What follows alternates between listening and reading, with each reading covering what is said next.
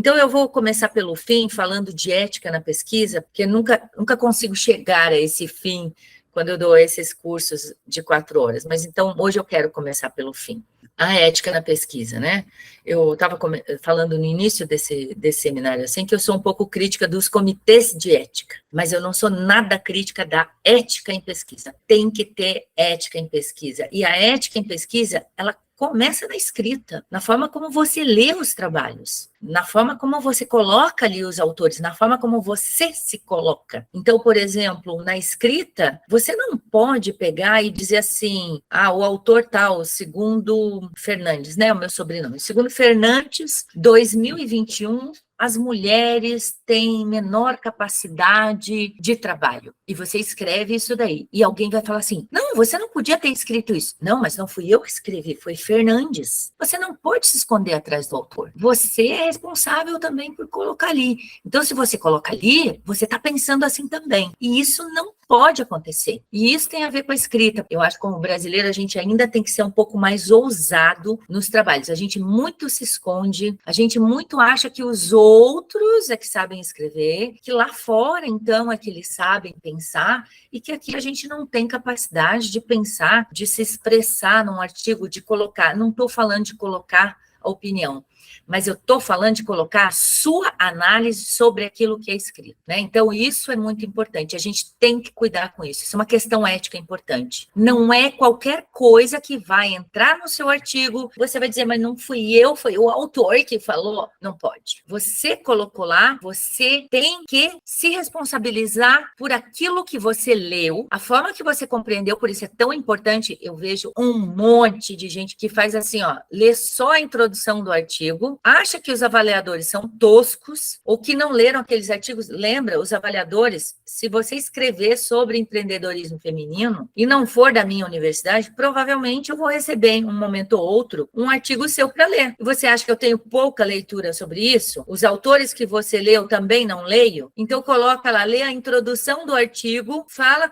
daquele artigo como se tivesse lido de verdade aquele artigo e não leu. E às vezes eu já vi isso, gente. Gente falando que eu falei, Fernandes, nananana. Eu não falei nada disso, não. Às vezes eu fico assim, tão louca, que eu volto lá no meu artigo e falo, meu senhor, não entendeu nada, não leu com profundidade, não soube explicar aqui, e coloca aqui como se eu tivesse dito isso. Não, essa é uma questão ética muito importante. Então, assim, tomem cuidado, este é um cuidado ético. Não se escondam atrás dos autores. A gente vai falar sobre isso quando a gente estiver falando especificamente sobre escrita, tá? Então, assim, sempre que eu vou fazer uma pesquisa, né, eu tenho até um checklist que eu tenho aqui e que eu forneço para todo mundo que quiser, que é assim, olha, o que eu penso sobre a ética em pesquisa, quais são os cuidados que eu tenho que ter quando eu estou fazendo. Eu acho que o primeiro cuidado é com a gente mesmo, pesquisador. Ninguém pensa nisso, né? Cuidado ético com o pesquisador. Sim, a gente tem um protocolo de como a gente vai fazer essa pesquisa, onde a gente vai fazer, que horário a gente vai fazer, que linguagem a gente vai usar. Eu tive uma colega que ela tinha que pesquisar uma determinada coisa, mas com homens, né? E muitos deles queriam marcar com ela em restaurante, queriam marcar no bar, queriam marcar até na casa deles, né? E a gente conversou e falou, não, local neutro, local público, mas que não permita ouvir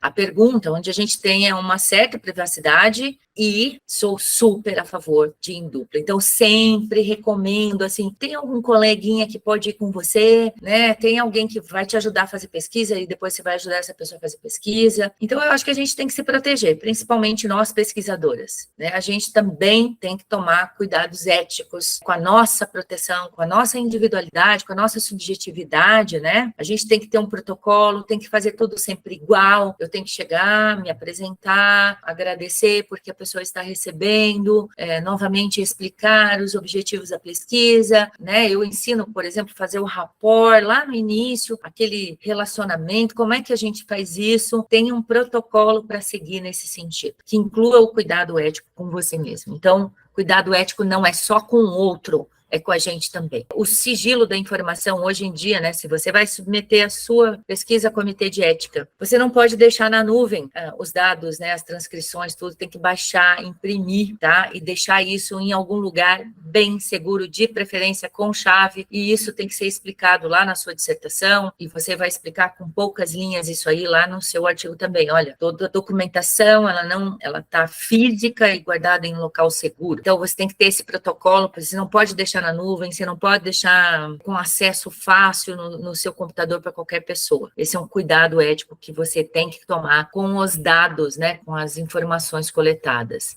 Às vezes, você vai lá e coleta, por exemplo, um dado sobre lucratividade, sobre faturamento. Não é o dado em si que importa, não é se a pessoa ganha 5 ou 10 mil, se a empresa fatura 1 ou 100 milhões. Às vezes não é o dado em si, mas a variação dele que importa. A empresa fala assim, você pode usar o nome da empresa, eu nunca uso, eu não estou escrevendo uma teoria sobre a empresa Fernandes e Companhia. Eu estou escrevendo uma teoria, ou eu estou reformulando uma teoria, ou estou tentando entender melhor uma teoria a partir da ação daquela empresa, mas não é uma teoria sobre a empresa. Por isso eu não preciso usar nome de ninguém. Então, mesmo que a empresa me autorize, eu não uso, eu uso empresa alfa. Daí eu acho bonitinho que é o seguinte, tem gente que fala assim, a empresa alfa, ela é uma empresa de um grupo educacional grande que está no sul do Brasil e é o maior em educação à distância. Está identificando, não interessa, não você pode identificar. Então, lá você vai dizer, foram tomados todos os cuidados para não identificação dos participantes da pesquisa, né? Um cuidado ético é nunca você fazer um juízo de valor, isso é bom, isso é ruim, não é o nosso papel. Nosso papel, bota aí na sua cabeça, escreve aí um lugar que você bota num post-it e cola ali na sua frente. O teu papel não é de juiz. Seu primeiro papel, meu primeiro papel a escrever um artigo é de analista. Analista. Você tem que ter atitude analítica, mente analítica. Não é de consultor, não é de juiz, não é o teu papel. Você tem que analisar os dados. Não é, eu não estou dizendo aqui que tem que ter um afastamento. Ah, professora, você é positivista? Tá aí uma coisa que eu não sou, é positivista. Eu estudo interacionismo simbólico, construcionismo social faz muito tempo. Ninguém pode me chamar de positivista, mas eu acho que tem que ter esse papel de analista. Eu estou analisando a teoria, analisando os dados, eu não estou emitindo julgamento de valor. Eu não estou dizendo se é bom, se é ruim, se é certo, se deveria ser feito. A gente não escreve, né, não escreve manuais, a gente não escreve, não são trabalhos de consultoria que a gente está fazendo, tá? Então, a gente tem que tomar esse cuidado quando a gente está lidando com a ciência, né? Uma outra coisa que, assim, além da identificação, né, uma coisa para você não ter problema lá nos comitês de ética, e não se pode fazer isso mesmo, né? Existe uma lei de proteção de dados, você não pode fornecer nenhum dado para outra pessoa que não seja os seus que você deseje fornecer, né? Por exemplo, os e-mails coletivos. Eu pegar e mandar assim, eu quero estudar estudantes de pós-graduação que estão escrevendo, as dificuldades da escrita, enfim. Então, eu vou mandar um e-mail, só que eu vou perguntar a mesma coisa para todo mundo. Então, eu vou mandar para Carolina, para Fernanda, para Helena, para Daiane, para Soraya, eu boto todo mundo lá. Primeiro com cópia e todo mundo vê quem está participando da pesquisa. Não vai passar no comitê de ética. E-mails individuais, com cópia oculta, não pode, mas não pode mesmo. Talvez o comitê de ética, qualquer comitê de ética, seja super livre em qualquer outra questão, menos nessa, porque existe, inclusive, uma lei geral de proteção de dados, né? Então, nunca, nunca, nunca use esses e-mails coletivos, tá certo? Você pode usar o mesmo texto, deve usar para todos, mas o mesmo e-mail para todos, não, né? Não pode fazer pesquisa assim. A gente tem que respeitar as condições de autoria quando a gente vai publicar um artigo, né?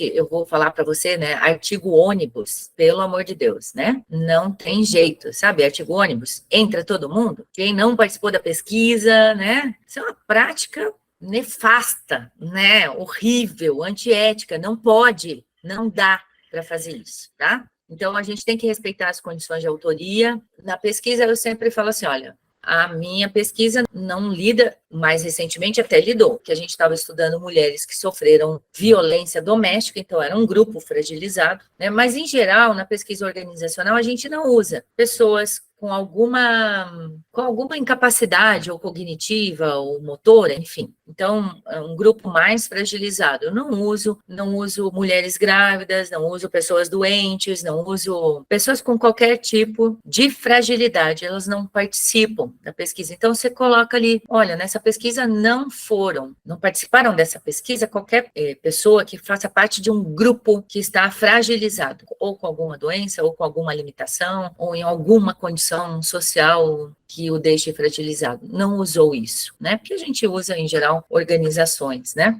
Então, deixar isso muito claro na sua pesquisa, né? E eu sempre divido, né, os cuidados com a própria pesquisa, com o ato de pesquisa, com o rapport, como é que ele é feito, depois as comunicações e depois as pessoas do outro lado, né? Dentro dos cuidados éticos, né? E se efetivamente aconteceu isso. Foi discutida no grupo de pesquisa. Isso é um cuidado ético, ninguém achou nada de diferente lá, às vezes perguntava, vocês viram alguma questão ética aqui? Será que eu estou infringindo alguma questão? Alguma pessoa pode nos dar um insight, né, que a gente não está vendo? Passou por banca de qualificação, esse também é um cuidado ético, porque as pessoas ali também vão ver, são pesquisadores sêniores. Essa pesquisa passou por um processo de orientação, um orientador sênior olhou essa pesquisa. Tanta gente, assim, olhando a sua pesquisa, perguntado sobre isso, ninguém achou nada, ótimo, então a gente pega e já diz isso. A questão de autoria, eu queria falar aqui muito especificamente, né, porque às vezes a gente tem dúvida, às vezes tem até dúvida se o orientador é coautor. Será que o meu orientador é coautor do meu trabalho? Fui eu que pesquisei, fui eu que fiz isso daqui tão bonitinho, fui eu que tive a ideia do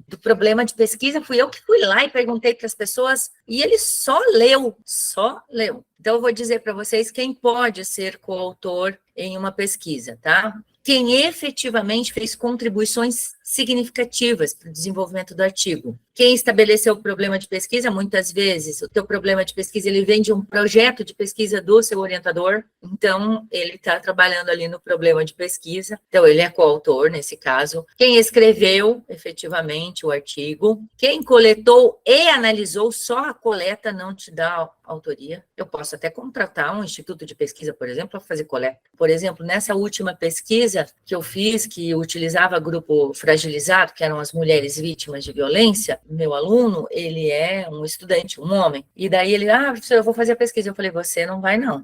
Você não vai fazer pergunta para ninguém. Você vai treinar uma colega sua e vai mandar uma mulher, né? Porque você representa um grupo que, para ela, já é um grupo que a ameaça de alguma forma. Então, ele treinou 2 colegas, fez as perguntas, fez pré-teste, né, para que elas coletassem os dados, mas elas não são coautoras do trabalho, elas coletaram os dados, mas quem coleta e analisa, sim, é coautor, né? Então, quem faz revisão e faz contribuição ali, ajusta a tua escrita, aqui não, isso aqui vamos fazer desse jeito, é coautor do teu trabalho. Hoje, até os periódicos internacionais pedem assim, quem fez o quê? Então, a Daiane, ela coletou e analisou uma parte dos dados, a Soraya, ela contribuiu bastante na análise de dados, a Helena, ela estabeleceu o problema de pesquisa e ela orientou, né, a construção do referencial teórico. Se a gente conseguir dizer assim, o que cada um fez, a contribuição de cada um, essas pessoas podem entrar como coautores no trabalho.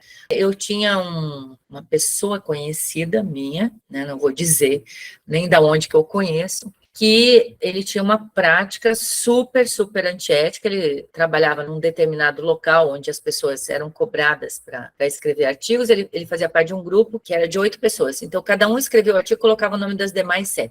Então, todo ano ele tinha 8 artigos publicados, mas ele escrevia mesmo 1. Então, hoje em dia, nem as revistas permitem mais do que 3 autores, 4 autores, algumas estão limitando exatamente para coibir esta prática. Então, tem que ter contribuição substancial na concepção da pesquisa, no desenho da pesquisa, na metodologia do referencial, na coleta de dados, na análise e na interpretação de dados. Às vezes, a pessoa entrega lá um rascunho, né? Esse rascunho, a outra pessoa pega e fala, não, esse texto aqui tem que ser substituído por esse autor aqui tem que entrar aqui, esse aqui é coautor também, né, porque faz contribuição. E a aprovação final do artigo para ser publicado. Às vezes eu faço tanta coisa em artigo como avaliadora que eu falo, nossa, isso aqui eu deveria publicar junto, né? Porque às vezes eu conserto, olha, leia esse aqui não diz aqui, isso aqui está mal posicionado esse parágrafo, esse problema de pesquisa não devia ser assim, devia ser assado.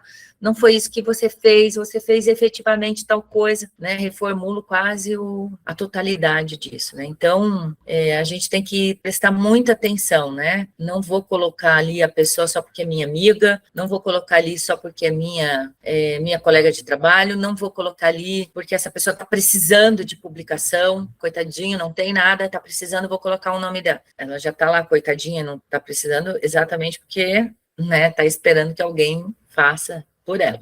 Geralmente tem alguém que faz isso, né? Então, eu acho que eu comecei pelo fim, né, falando sobre as questões éticas, e as questões éticas implicam bastante na escrita do artigo, na responsabilidade que eu tenho ao escrever um artigo.